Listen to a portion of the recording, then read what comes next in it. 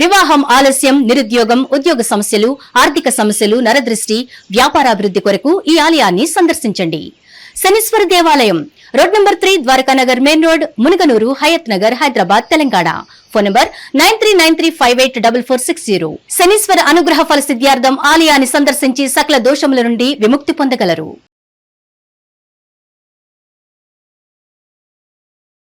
2025కి 26కి జనవరి 1 నుంచే వీళ్ళకి ఎల్నాట్స్ జరుగుతుంది. అంటే this is the year of youth, the year of duality, the year of ego, the year of uncertainties, the year of manifestation. 2026లో ఏంటంటే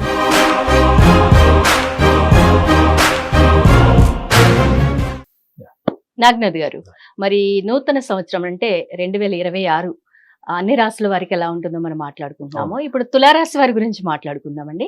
వీళ్ళని మనం సహజంగా చూస్తున్నట్లయితే కొంచెం మొండితనం అండ్ మూర్ఖత్వం కలిగిన వాళ్ళగా కూడా చెప్తూ ఉంటారు. ఎక్కువ మట్టికి నేను విన్నదైతే వీళ్ళు పసిపిల్లల మెంటాలిటీ ఉంటుంది, వీళ్ళకి ప్రేమ భావం ఎక్కువ ఉంటుంది అని కూడా నేను విన్నాను.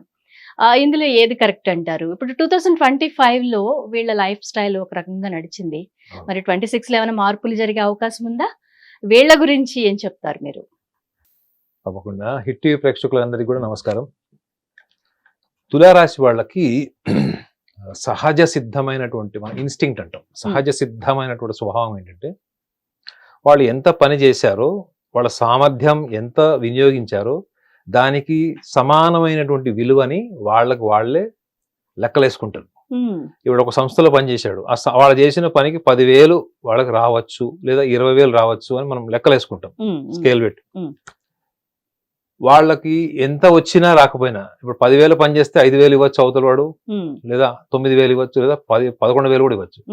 వాడు ఎక్కువ ఇచ్చినా వీళ్ళ వాల్యూ వీళ్ళే అనాలిసిస్ చేసుకుంటారు, వాళ్ళు తక్కువ ఇచ్చినా వాళ్ళ వాల్యూ వాళ్ళే అనాలిసిస్ చేసుకుంటారు.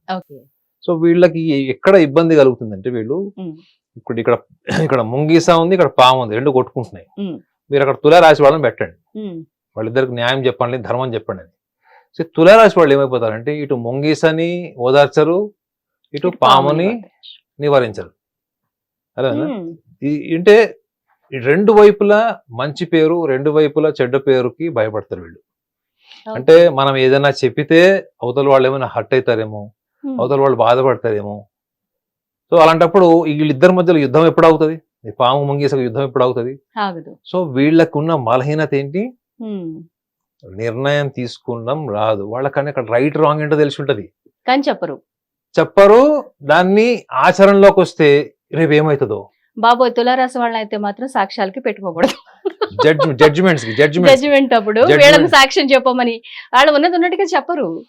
అంటే వాళ్ళ ఒపీనియన్ చెప్తే ఇద్దరులో ఎవరో ఒకళ్ళు హర్ట్ అవుతారు. అందుకే చూడండి, వీళ్ళకి శత్రువులు ఉండరు, స్నేహితులు. గుర్తుపెట్టుకోండి, వీళ్ళకి స్నేహితులు తప్ప శత్రువులు చాలా తక్కువ. అజాత శత్రువులు ఒక రకంగా చెప్పాలంటే వీళ్ళు ధర్మరాజు టైప్ అనమాట. సో వీళ్ళకి ఏంటంటే ఈ అతి సున్నితత్వము, జాలి, అయ్యో పాపం, ఈ లక్షణాలు వీళ్ళని చాలా డామినేట్ చేస్తాయి. ఇన్స్టింక్టివ్లీ వీళ్ళకి ఉన్నటువంటి ఈ లక్షణం hyper sensitivity, kindness and too much of empathy, ఇవన్నీ కూడా వీళ్ళకి ఒక క్రాస్ రోడ్ లో పెట్టడం వల్ల చాలా మంది వీళ్ళని ద్వేషించే వాళ్ళని వీళ్ళే సృష్టించుకుంటారు. చెడ్డవాళ్ళు అవుతారా లేదా చెప్పండి? మీకు రైట్ రాంగ్ తెలిసినప్పుడు మీరేం మాట్లాడరు, మీ ఇమేజ్ మీరు చూసుకుంటారు. ఎందుకు వచ్చింది నాకు? ఆ స్టేజ్ లోనే వీళ్ళు ఎప్పుడు కూడా యాంగ్జైటీ గానీ, కన్ఫ్యూజన్ గానీ వెళ్తారు. మరి వీళ్ళకి అన్యాయం జరిగినప్పుడు ఎదుటి వాళ్ళు కూడా ఇలాగే బిహేవ్ చేస్తే మేడం, వీళ్ళకి అన్యాయం జరిగితే ఊరంతా న్యూస్ అయిపోతుంది. అంతేనా? They are very expressive madam. వాళ్ళని మీరు నియంత్రించలేరు. ఇవాళ కాకపోతే రేపు చెప్తారు, కానీ చెప్పడం ఖాయం. They are very expressive, outspoken people వాళ్ళు. బట్ ఏంటంటే చాలా తార్కికంగా, సందర్భ సహితంగా కూడా వాళ్ళ భావోద్వేగాల్ని అణుచుకోగలరు. వాళ్ళ భావోద్వేగాల్ని ఒక సునామీ లాగా కూడా ప్రజెంట్ చేయగలరు. రెండింటి మీద వాళ్ళకి నియంత్రణ ఉంటుంది. They are extraordinary intelligent people. మిమ్మల్ని ఒక్క నిమిషంలో ఇంప్రెస్ చేసుకోగలరు, మిమ్మల్ని ఒక్క నిమిషంలో నియంత్రించి అక్కడ పెట్టగలరు. So they are very tactful, genius అని చెప్పొచ్చు. వాళ్ళంతా బ్రిలియంట్ బ్రెయిన్ ఉంటుంది వాళ్ళకి. సో వీళ్ళకి ఈ సంవత్సరంలో వీళ్ళు గమనించాల్సింది ఏంటంటే, ఈ సంవత్సరం the year of youthfulness, the year of detachment, the year of egos, uncertainties and manifestation, the year of manifestation. So వీళ్ళు ఇందులో ఎక్కడ వీళ్ళు సఫర్ అవుతారు వీళ్ళు అంటే, వీళ్ళకి తెలియకుండానే వీళ్ళకి శత్రువులు ఏర్పడతారు. ఎందుకంటే ముఖ్యంగా వీళ్ళకి పంచమ భావంలో రాహు ఉంటాడు మేడం. పంచమ భావము is very very important for తులారాశి. ఓకే. పంచమ భావం అంటే ఏంటంటే ప్రేమ. ఈ ప్రపంచం నుంచి నువ్వు పొందేటువంటిది పంచమ భావం ప్రేమ. సో మీరు ఏదైతే ఈ సంవత్సరం ప్రేమ, అత్యున్నతమైన గౌరవము, నాకు ఈ సంస్థలో, కుటుంబంలో, స్నేహితుల మధ్యలో చాలా విలువ ఉంది, గౌరవం ఉంది అన్నటువంటి ఒక ఇల్యూజన్ లో మీరు ఉంటారో, ఆ ఇల్యూజన్ బ్రేక్ అవుతుంది మీకు. ఇది ఎప్పుడు బ్రేక్ అవుతుంది వీళ్ళకి? ఏప్రిల్ నుంచి బ్రేక్ అవుతుంది. ఏప్రిల్ నుంచి జూలై. గుర్తుపెట్టుకోండి, this is a very dangerous and very critical time for తులారాశి పీపుల్. ఏప్రిల్ నుంచి జూలై వరకు. సో ఇది వీళ్ళకి తీవ్రమైనటువంటి మనస్తాపం. Only in terms of interpersonal relations, family, siblings and the people working environment లో కూడా వీళ్ళకి ఈ యొక్క తీవ్రమైనటువంటి చేదనుభవాలు ఎదుర్కొంటారు వీళ్ళు. సో ఈ సంవత్సరంలో వీళ్ళు వ్యాపారం చేసే వాళ్ళు కావచ్చు, ముఖ్యంగా వ్యాపారస్తులకు మాత్రం లోన్స్ తీసుకొని పెద్ద పెద్ద ఇన్వెస్ట్మెంట్ చేయడానికి పూర్తిగా ప్రతికూలం. ఒకవేళ వీళ్ళు చేస్తే కూడా ఎప్పుడు చేయాలి అంటే ఆగస్ట్ ఎండింగ్ నుంచి చేయొచ్చు వీళ్ళు. బిజినెస్ లో ఇన్వెస్ట్మెంట్ చేయాలంటే వీళ్ళు కొత్త లోన్స్ తేవాలి, కొత్త అప్పులు చేయాలి, లేదా చిన్న చిన్న వ్యాపారస్తులు కూడా. సో ఈ వ్యాపారం చేసేయడానికి తీసుకొచ్చేటువంటి డబ్బు, రిస్క్ తీసుకొచ్చే డబ్బు మాత్రం వీళ్ళకి ప్రతికూలం. ఈ సంవత్సరం ఎక్కువగా ఫేవరబుల్ కాదు. And at the same time వీళ్ళలో మొండితనం అని మీరు అన్నారు. వీళ్ళు మొండిగా ఎందుకు ఉంటారు? టూ రీజన్స్ వల్ల ఉంటారు.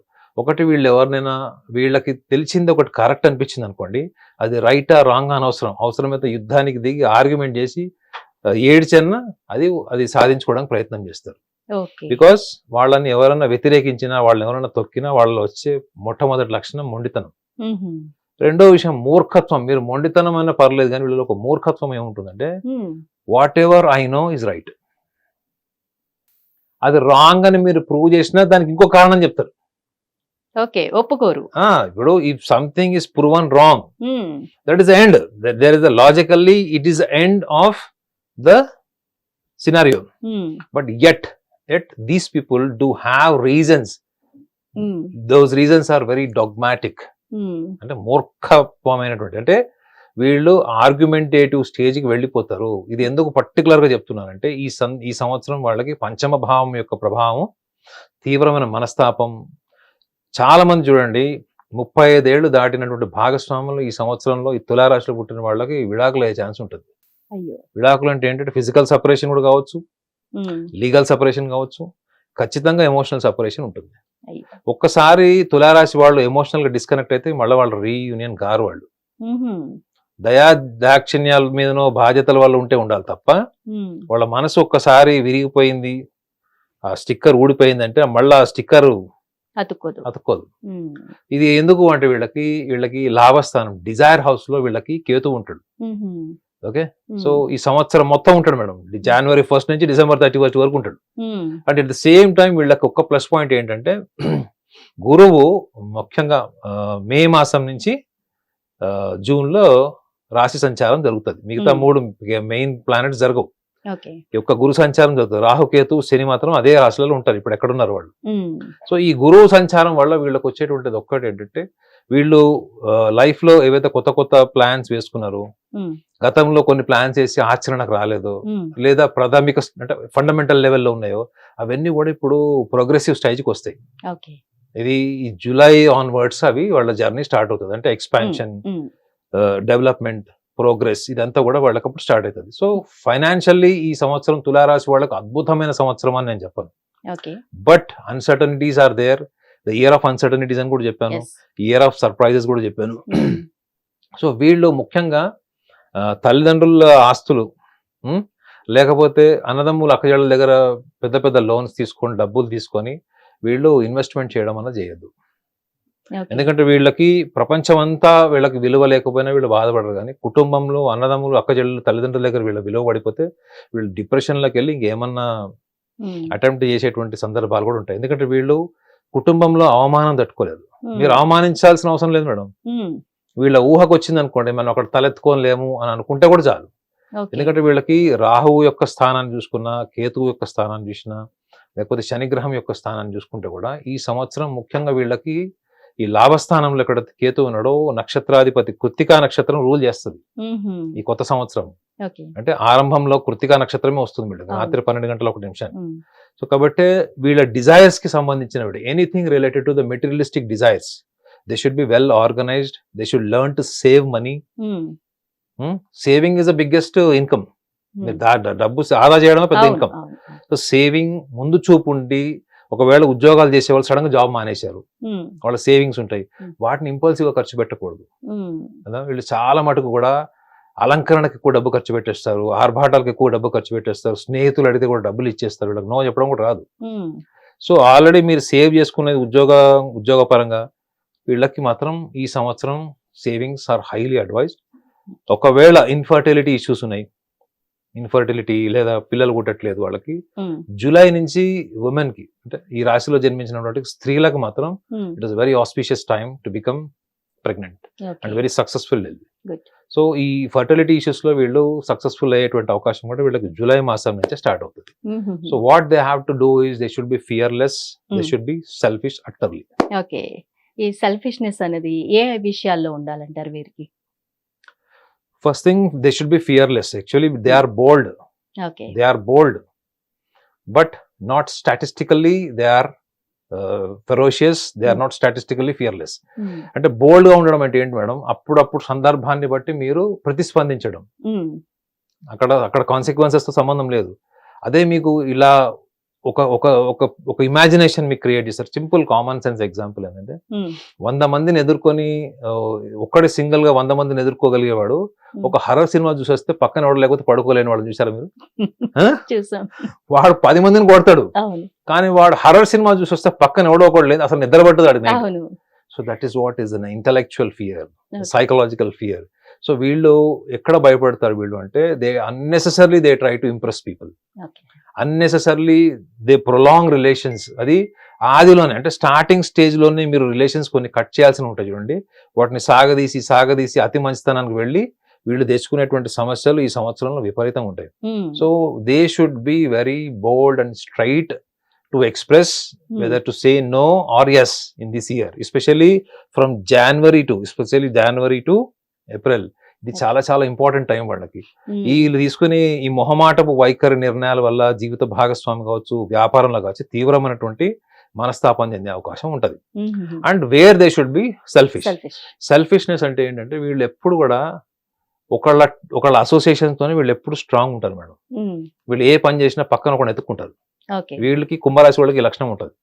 వీళ్ళు ఒక్కళ్ళుగా ఉన్నప్పుడు డల్ గా మూడీగా ఉంటారు. అదే ఒక టీమ్ తో ఉన్నారనుకోండి, చాలా classy, energy, planning, execution super ఉంటుంది. So they must learn to take their own decisions and they execute. ఈ రెండిట్లో వీళ్ళు ఈ ప్రపంచాన్ని, వాళ్ళ ఇమేజ్ ని, వాళ్ళ ఒక హానర్ ని తీసుకురాకుండా, they should feel that they are the best people to execute, they are the best people to use their intelligence for the welfare of society, family, or whatever it is. So they should not entertain unwanted people into their mind. అనవసరమైన వ్యక్తుల్ని mind లో పెట్టుకుని వాళ్ళని satisfy చేస్తూ, ఎవరైనా కావచ్చు, even family members కూడా కావచ్చు, వాళ్ళని పక్కన పెట్టడమే is a well involved into yourself. You have to be yourself. When you are out of the self, the world comes, the environment comes. So first be within yourself. Okay. So when you are being with yourself, the world will follow. But if you are following the world to impress them, you lose your individuality. You will be doing the same thing what all you have done in 2025. The same thing is followed in 2026. So ee precautionary cheste matram 2026 వీళ్ళకి most sensational and surprising year అవుతుంది. Wow, super. Thank you very much అండి నాగనాథ్ గారు. ప్రపంచవ్యాప్తంగా ఉన్న భారతీయులందరికీ, hit TV ప్రేక్షకులందరికీ నూతన సంవత్సర శుభాకాంక్షలు.